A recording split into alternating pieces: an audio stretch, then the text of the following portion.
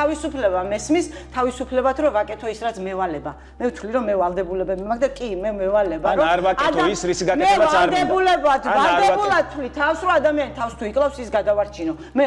ვერ ვიცხოვრებ და სინდისის შემაწუხებს თუ ადამიანი არ გადავარჩინო. სინდისი. კანონმა უნდა შეგაწუხოს? რა შეშა სინდისი და კანონი მე ნებისმიერი კანონი რომელიც სინდისიდან არ მომდინარეობს კანონიც არ არის. გავიგე მაგრამ ეს აი ხლა რომ არ გადავარჩინო შემეშინდეს ტყუარში რომ გადახდეს კაცი და შემეშინდეს მე გადაყოლა გადარჩენაზე უნდა დამიჭირო არა რასაკვირველი არ უნდა დაგიჭირო შენ რატო გაკეგვალდებულება ანუ შენ როგორც ადამიანს გაკვალდებულება აბა რატო ომში რომ დაგიცვა რატო გაკვალდებულება ომში რომ დაგიცვა გაკვალდებულება იმიტომ რომ ისე სხვანაირად ვერ დავიცავ შენ თავისუფლებას ის სხვანაირად აბა ვინ უნდა დაიცვას ტყუარში ვინ უნდა ამოიყვანოს ის თუ შეგაშინა და ვერ იმიტომ რომ ნაკლოვანი ხარ და ომში უფრო მეშინია ვერ შეძელე ომში უფრო მეშინია ვთქვათ